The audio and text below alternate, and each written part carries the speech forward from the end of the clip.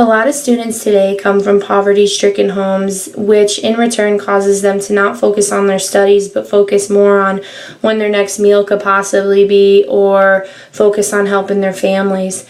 Students are dropping out of school still when they come of age to work in order to provide and help live with their families.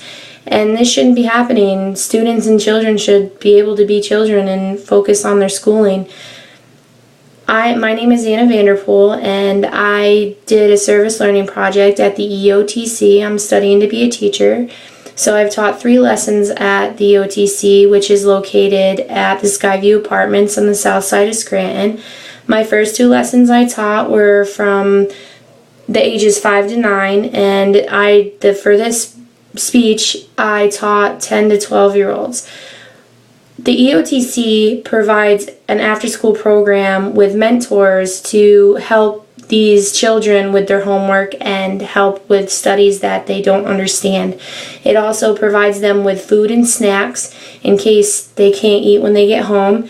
And it also provides them with us, art teachers, in order to give them a little taste of art, because some of them can't study it or can't afford to do it with how expensive materials are. So they have us come in and we teach them an art lesson for an hour. The one we did was skateboard dudes, and they were cardboard cutouts that they got to glue together and paint. It's wonderful teaching these kids because they are so enthusiastic, and it's such a beautiful thing to see how they react to people who care, like their mentors or even us or the people who run the program.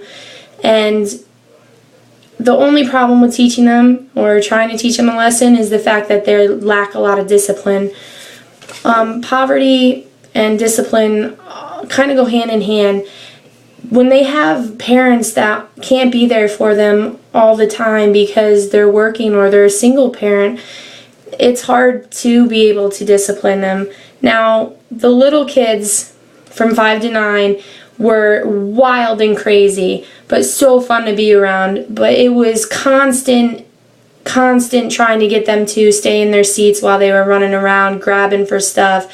And my advisor taught me to say 1, 2, 3, all eyes on me, which only worked for about 10 minutes. And then when it was time to do the demonstration, the children were grabbing at stuff and couldn't wait to get started, which is great enthusiasm, but hard to control. Now with the 10 and 12-year-olds, which are the ones that I did my service learning project for, they were kind of a different character. They talked about things that shouldn't be talked about for their age.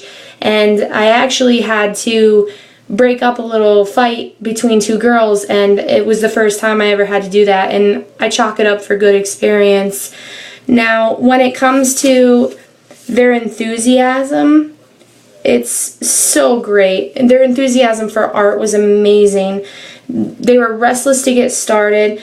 When setting up to do the art lesson, they were running around asking us questions like, what is this? What are we going to do? Who are you? And I couldn't get them to keep their hands off anything.